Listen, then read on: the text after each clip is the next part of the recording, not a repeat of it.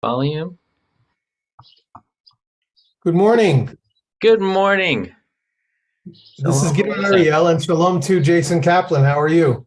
Good, Gidon. Shalom. I'm doing well. How are you? Seder, I'm happy to welcome you. We've had a few preparatory conversations, but we're recording this for our studio audience or non-studio audience. I remember that phrase when I was a kid, the studio audience. It sticks with you.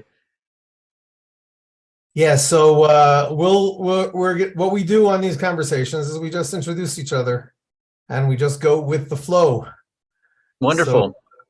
I'll tell you a little bit about myself and about Root Source. Of course, most of the people watching this, at least from my side, are familiar with Root Source, but maybe you'll show this to other people and they'll also be interested in Root Source. Yeah, this intro is going to be very good. I have a number of people and folks interested that I'm joining, so they'll be very interested to hear your background. You also have some sort of not a blog, a vlog or a podcast, a vlogcast or something like that. So I'll be happy to be a guest there as well. Absolutely, God willing. It'll start being a little boring after we repeat the same stuff 4 times, but I don't. I'm sure we can find a new angle. So my name is Gidon Ariel. I was born in New York and I grew up in a Jewish community, actually an Orthodox Jewish community, but in those days, we're talking about the 70s, the Orthodox Jewish communities, at least the ones that I was in, weren't very Orthodox.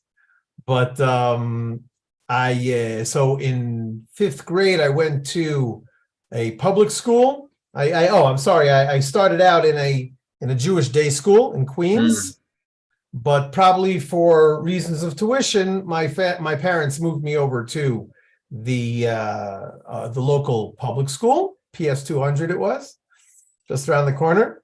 Oh. But I didn't like it so much. I wanted to be back with my Jewish friends, even though chances are most of the kids in that public school were Jewish also. Yes. Jewish But I environment. decided that I would focus more on my Jewish identity.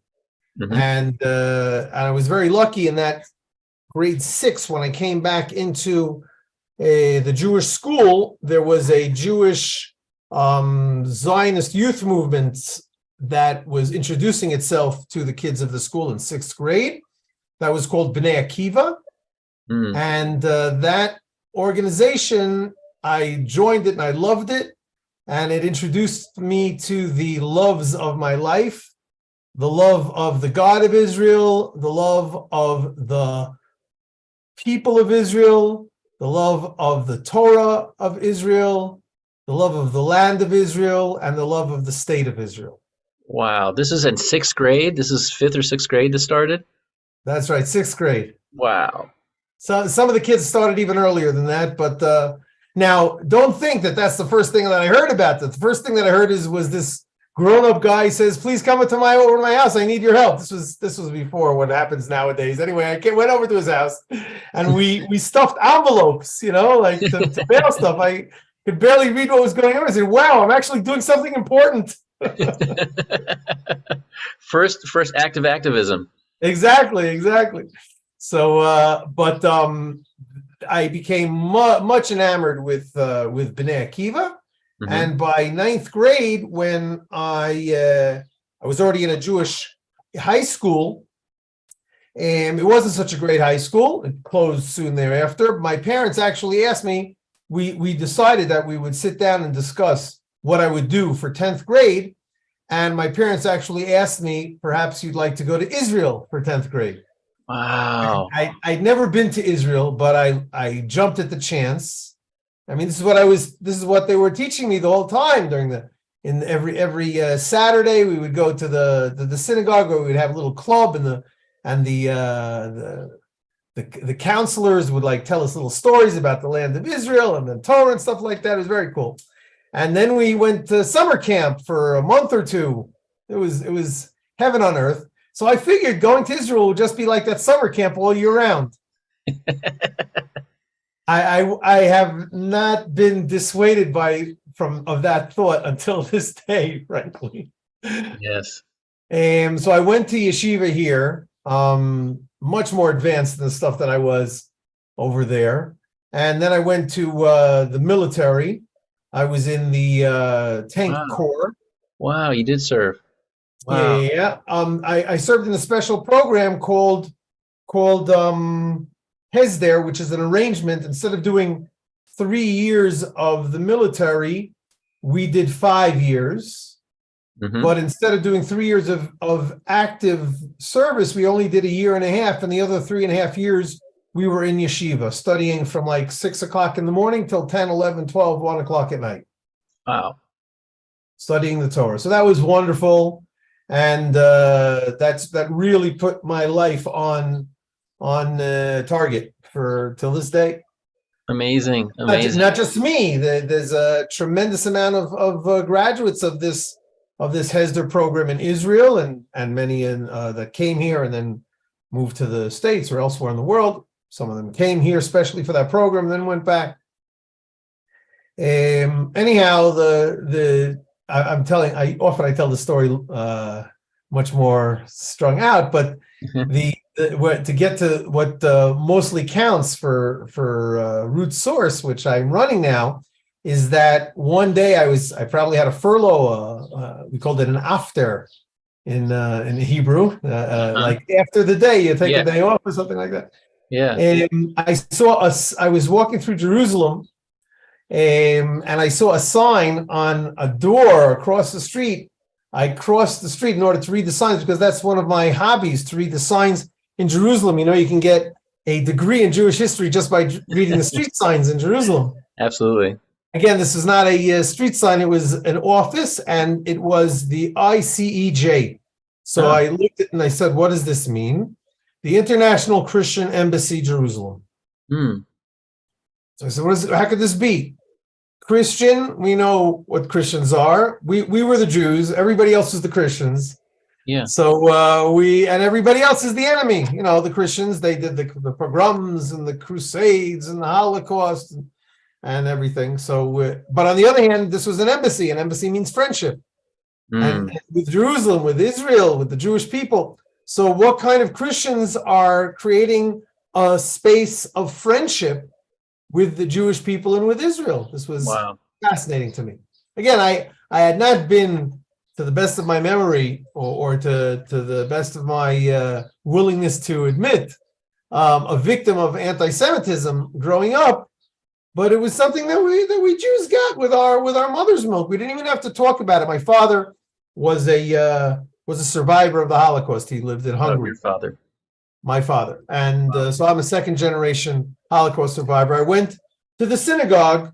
Most of the adults, certainly the grandparents or the parents when I was a kid, they all had numbers on their arms.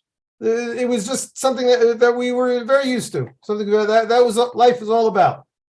And again, as far as we were concerned, who was doing the Holocaust? Was it the Baha'is? Was it the It was the Christians, the Christian Europe. That's as far as what we were concerned. Yet here were Christians. The leader of the ICJ today is from Germany himself. Just all he wants to do is be friends with Jews. Wow. So this was fascinating to me, and I looked into it, and I reached out to other organizations, the ICJ that I mentioned, Bridges for Peace, Christian Friends of Israel. There were a few pro-Israel Christian organizations based in Jerusalem, international organizations. And little by little, I said, gee, this is very interesting. And I realized that these people weren't there in order to try to convince me to be a Christian. Just the opposite. They were fascinated by my Judaism, and they recognized that the New Testament is based on the Old Testament. It's not new as in new and improved, and old and out with the old into the new, but new, if for those people who are willing to call it, because they're uncomfortable often to use that phraseology. Sure. Because of what I do, because of what I mentioned, out with the old. No. It's perhaps you could call it the New Testament, but the Old Testament instead of the foundational testament. It is the foundation. If you don't have the foundation, then what's good with the new? With the new anything, you're going to build something without a strong foundation. So these people read and study the Old Testament, and they recognize that it is the story of the Jewish people in the land of Israel. And so that is something that say, wait a second, there are Jewish people in the land of Israel today. Mm. And so they're fascinated to learn about it. Not to mention that Jesus was a Jew teaching Torah in the land of Israel. Right. So if today there are Jews who are teaching Torah in the land of Israel, they want to have a part of it. Yeah, a natural connection, right? So that's what happened. After a few years, I said, you know what? I want to do this. I want to teach Torah to Christians. And what happened was that I was discussing this with a group who invited me to talk on the walls of Jerusalem. And I said, what I want to do, I have a great idea. I want to establish an online yeshiva for Christians. And so this is a Christian group. And yes, that's how they responded also. They all gasped and said hallelujah. One gentleman walked up to me and said, I want to be your first student. Wow. His name was Bob Odell. He's lives in Austin, Texas. Mm-hmm. And we met again and again until we finally became partners and created RootSource. And RootSource is today it's an online platform, primarily online platform for pro-Israel Christians and Jews to engage with each other, mostly by studying the texts, the concepts, and the ideas that we have in common. And we have about about 18 teachers today, Jewish teachers from Israel. Wow. Yeah. Teaching the weekly portion, the ethics of the fathers, women in the Bible, Jewish prayer, Jewish history, introduction to Hebrew, the book of the Proverbs, whatever my teachers want to teach, I say, go ahead, teach it. Well, I'm sure there'll be some Christians who will be interested in learning it. And so they've all recorded to this day over 1,200 lessons online on our website.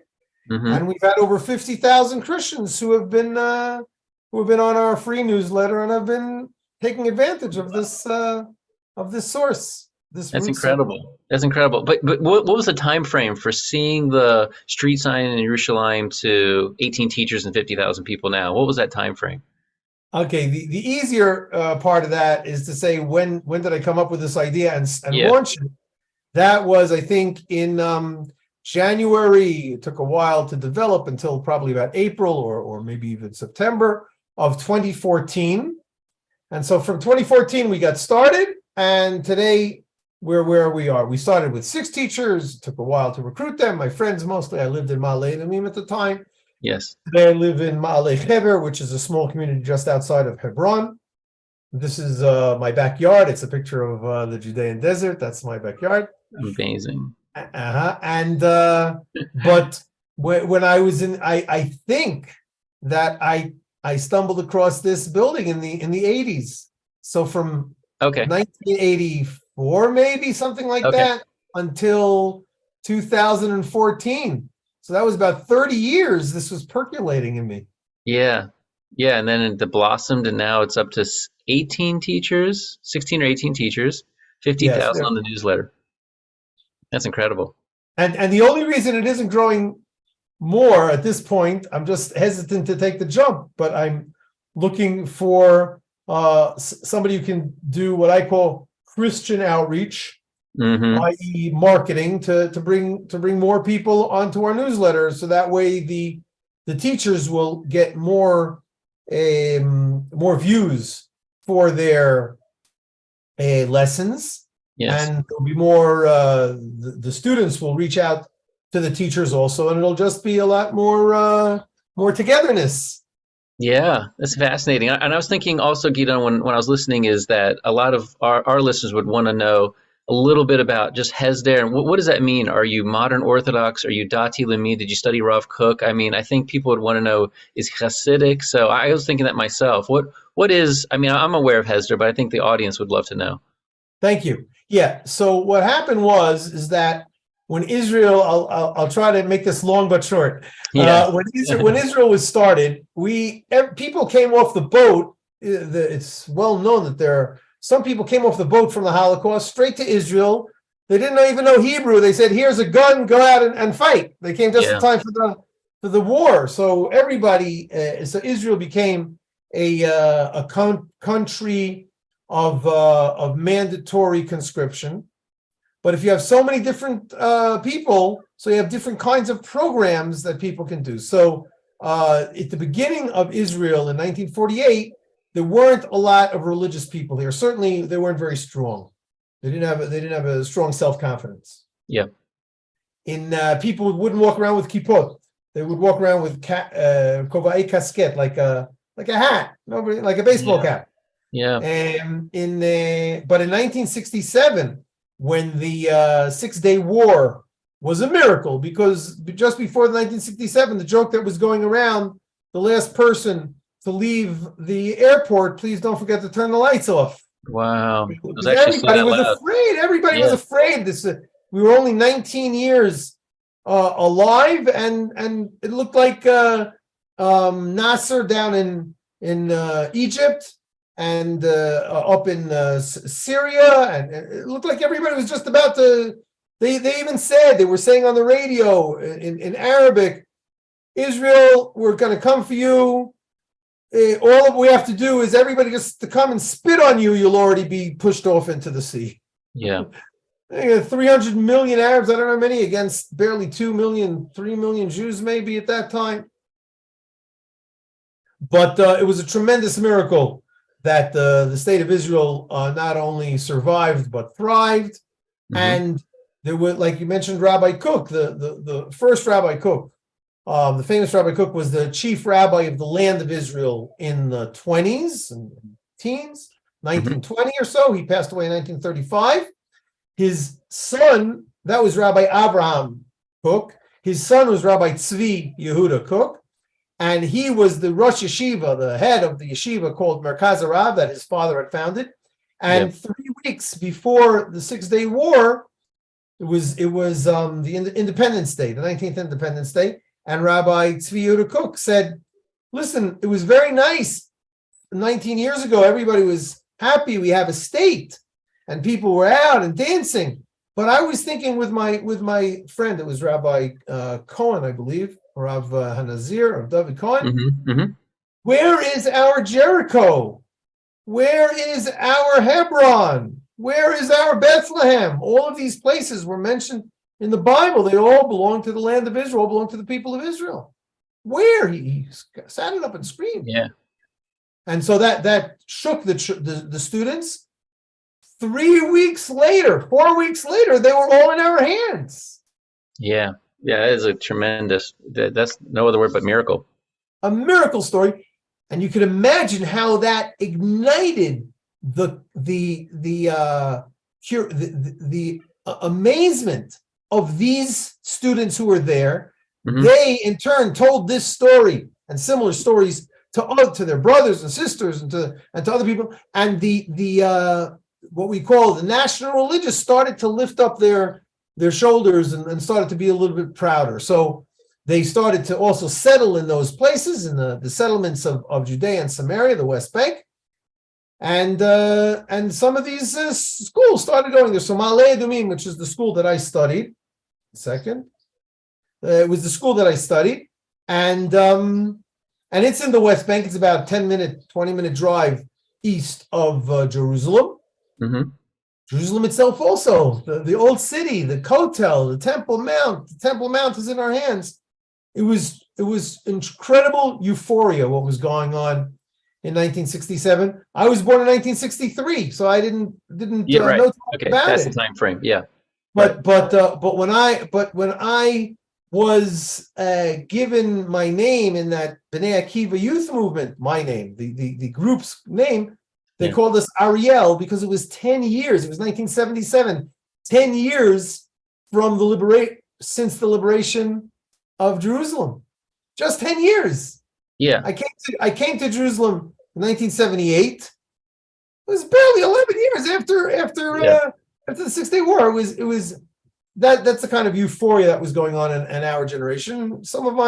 Many of our viewers were older than that, and they can remember. I love to talk to the people in their 70s and their 80s and tell me how was it in Israel at the time, and also people. Yeah. Anyhow, So the Hesder program that you asked about was an innovative program that combined yeshiva study of the Talmud and the Bible and all sorts of yeshiva studies with Army service. We spent, I think, a half year. We finished high school.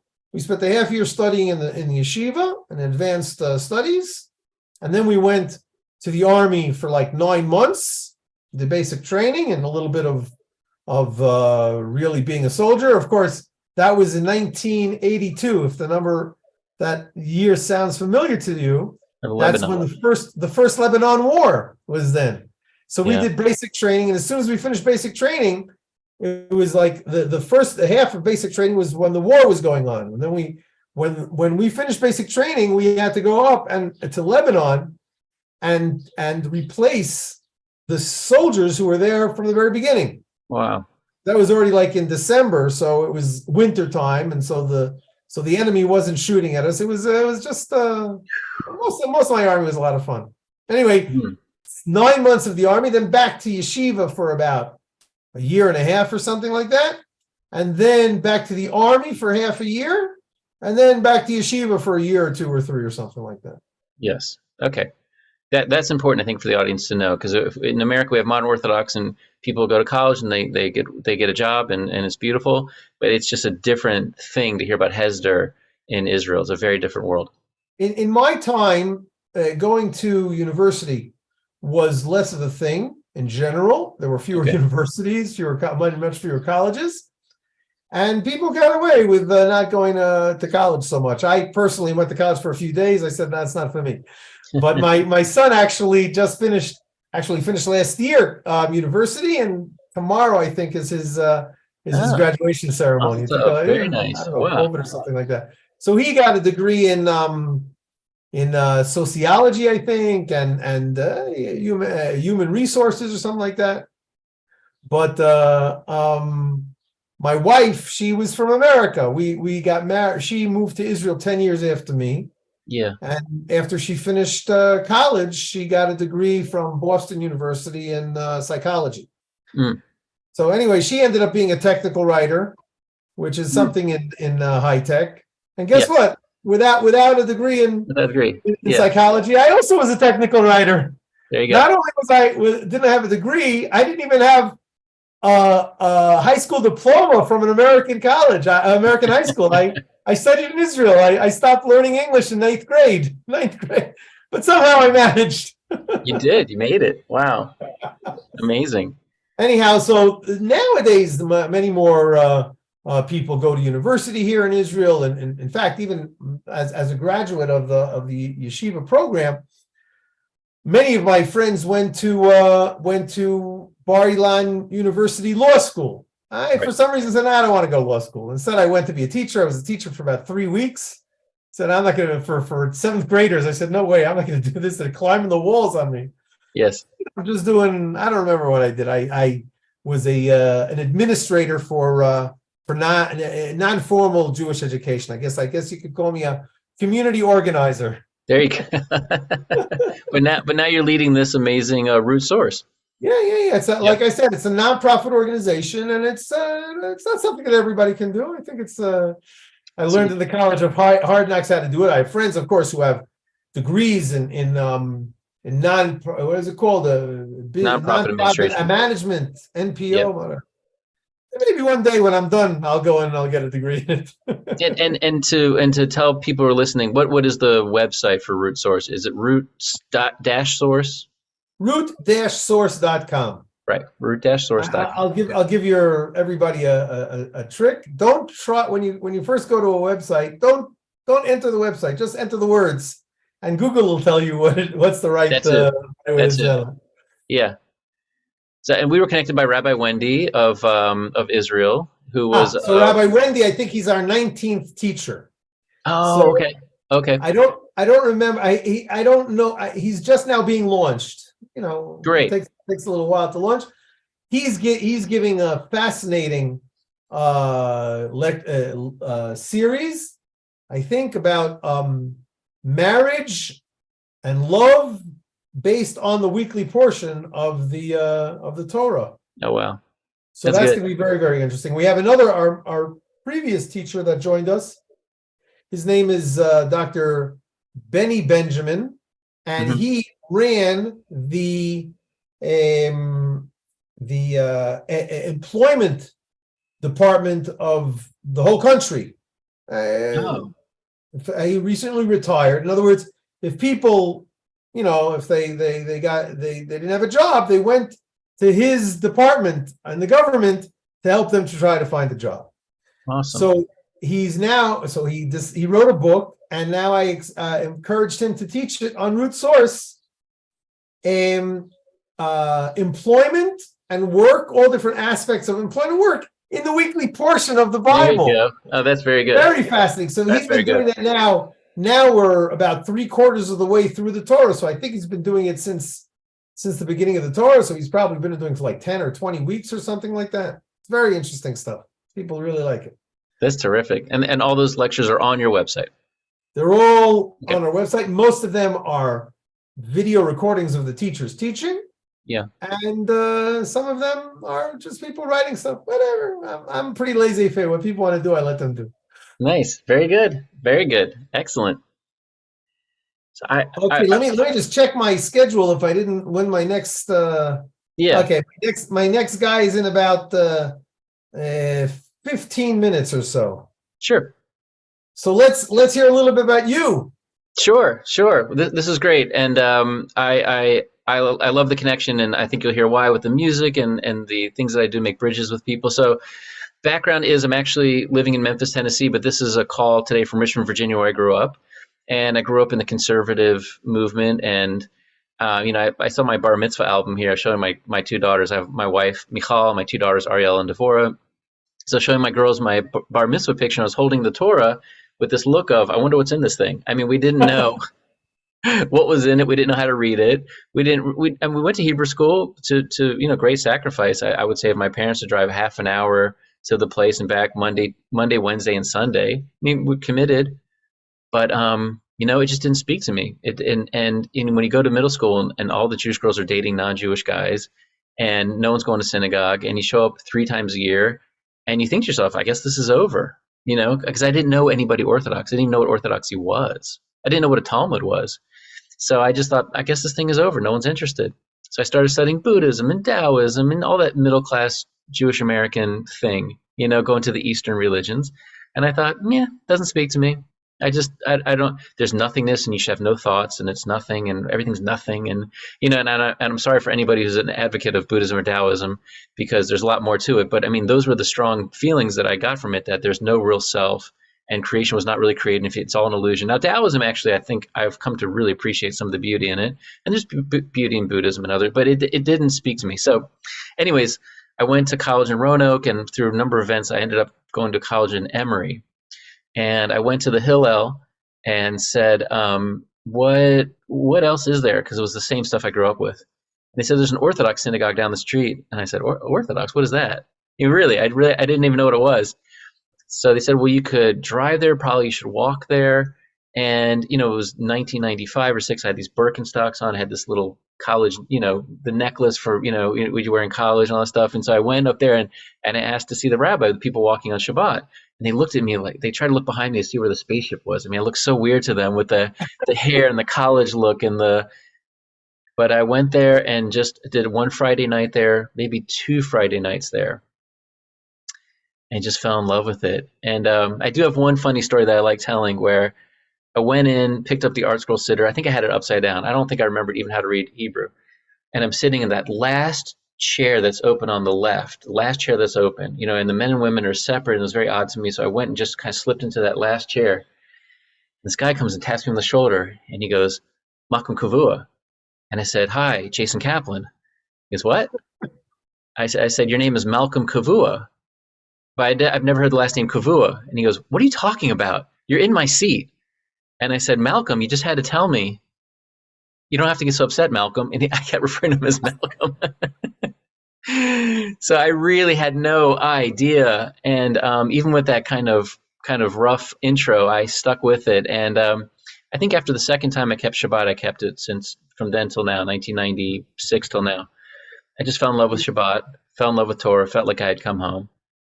It's we really owe our. I mean, it's to explain a joke is a little bit knocking it on the head, but the words that he told you was makom kavua, which is Hebrew for my permanent space or my reserved space.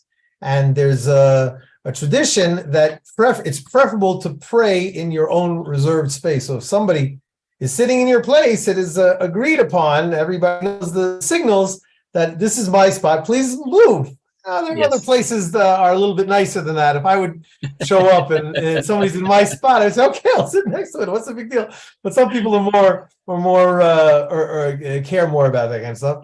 Yeah, and I'll just say, just so anybody can piece together where I was and what shul I was in, it was a wonderful, wonderful shul. There was one person who was a little bit like what we call Baal Tshuva, like just kind of gotten into it and had learned the concept of Makom Kavu and like was chesting it out. But that was not par for the course. And that person, I laughed about it later. So that was that was Beth Jacob of Atlanta. I had the most wonderful experience with Beth Jacob, and that was just really, I just like to say how beautiful it is, and some of my Christian friends have seen how beautiful Shabbat is. It's such the prayers on Friday night can be so beautiful. The prayers on Shabbat morning, but especially if you're invited over to a family that is just having the Shabbat meal on Shabbat, it's just something so different, especially in the 21st century, that from the tempo of our lives. When you say, wow, this is something that's connecting me all the way back to Sinai and all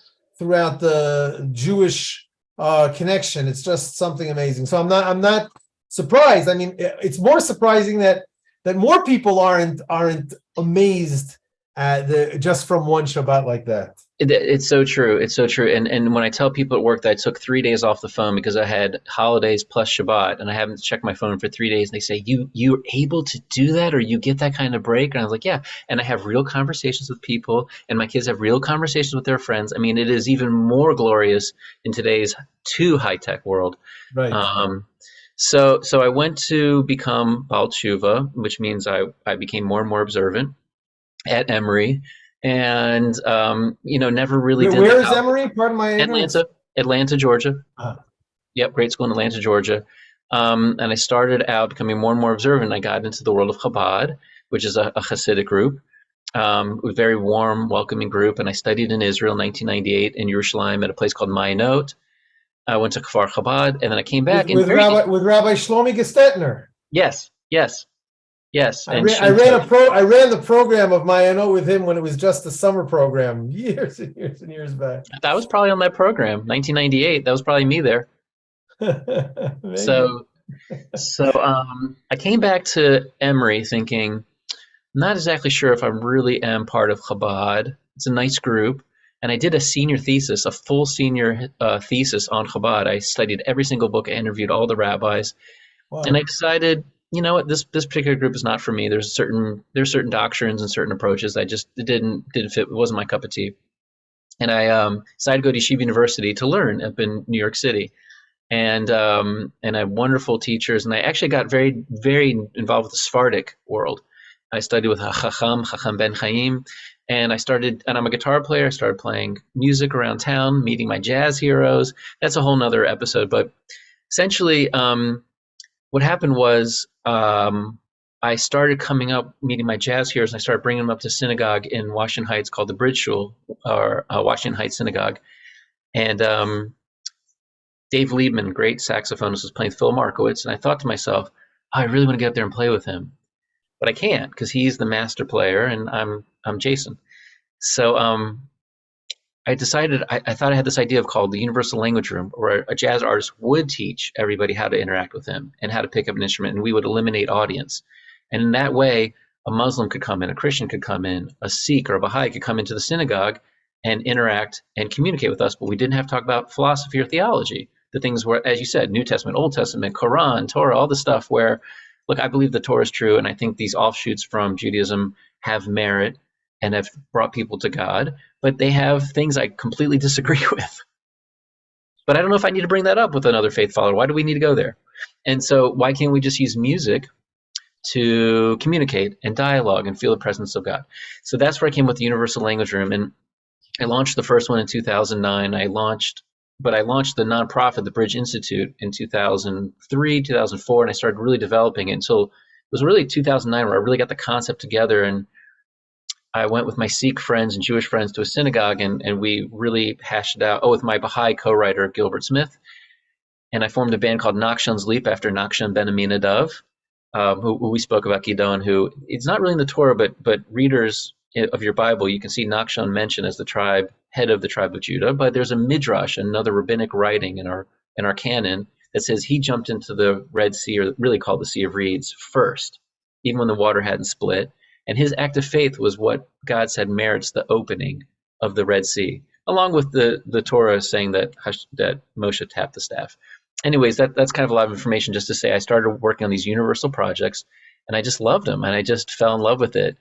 Wait a second. Were you Yeah. married at the time? No. I was just working and living, thinking. I would just think thoughts. Go back to my apartment, 6J at 634 Washington Avenue. Write them all down in my notebooks. Go to work. I started a music school. I would teach music. Come home, write my notebooks, think of some new idea. Call another jazz hero. I'd call John Zorn up, or Kenny Werner, or Andy Statman. I call up all my jazz heroes, meet with them, talk to them. I had a great time in New York, trying to This discover my own unique path. this was in the late 90s, you say? No, so late 90s was when I went to school, and then I started my New York adventure in 2000. And I finished the New York adventure in 2010. It was 10 years of New York City. Wow. And you Yeah. survived. Survived. I'm from the South. I'm from Virginia with a lot of trees. The environment was not really to my liking. The people I just loved. I just went year after year back to New York because I just love the people so much of New York. So I met my wife, and we met in Manhattan and on a Shabbat, a Friday night meal. We got married at the Columbia Faculty House, and near my favorite synagogue, Old Broadway Synagogue, my favorite New York synagogue, 125th and Old Broadway. And then moved back to Virginia. Our daughters were born here. But in Virginia, I started financial planning, financial advisory work, and an opportunity came up in Memphis, Tennessee. So I thought, oh, gosh, are there Jewish people in Memphis, Tennessee? Which now is funny because it's a very thriving community. But anyways, we flew out there, got off the plane, and in the airport they were playing Albert King's "Born Under a Bad Sign," and I just looked up and I thought, they play my music in an airport? I love this city. And slowly but surely fell in love with Memphis. So just to fast forward real quick with our limited time is that as I kept studying music and Kabbalah and again appreciating the Hasidic path, I just, especially Rabbi Nachman, I became very, very enamored, and I known about and practiced Bodhidus, talking to God since Emory. Wow. But I discovered Rabbi Abraham Abulafi around 2018.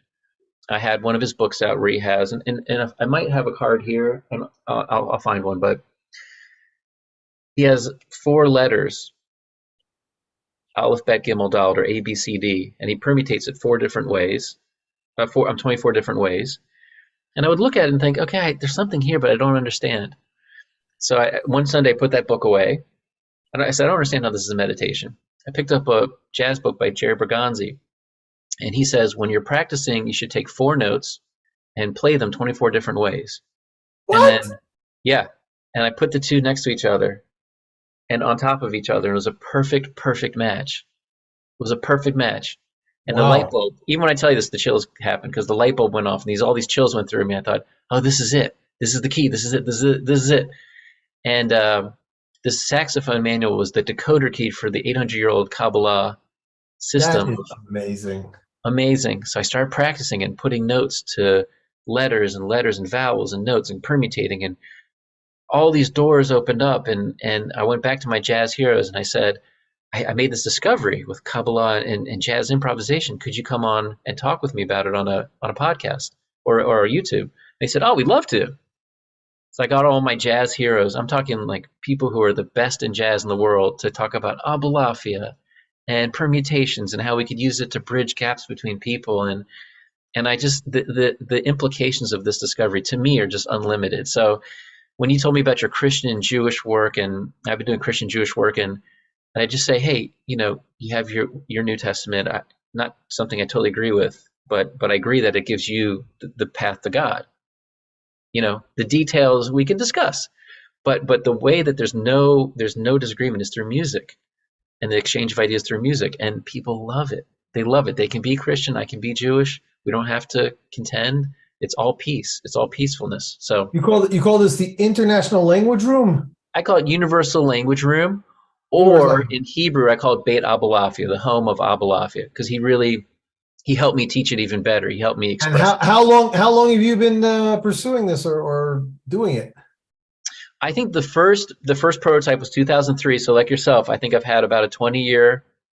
journey until about 2018, 2019 is when the Jewish Federation of Memphis said, "Hey, we love what you're doing. We'd love to fund you to go to Israel and teach it over Wow. there."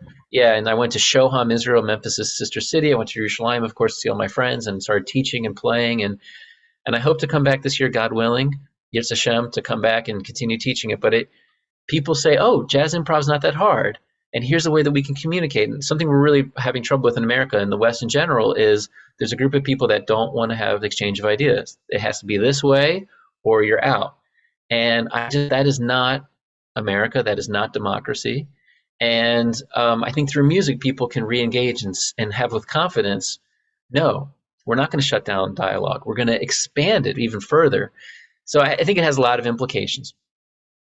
That is very interesting. Okay, listen, like I said, I have somebody else coming in over here. Let me see when our next schedule is. Sure, And sure. I see that we've scheduled weekly. I don't know that we will be releasing these weekly, but we'll see you next week at the same time. Yeah, I'm going to be in the mountains for July 3rd, so I think we're going to try. We should have good Wi-Fi there, and if not, we'll go for the 10th. Let's God willing, let's go for the 3rd, So July July 3rd. 3rd at Yeah, the same time, yeah, Bezrat let's do Hashem. it. Great. Thank you, Gidon. It's a Okay, pleasure. it certainly has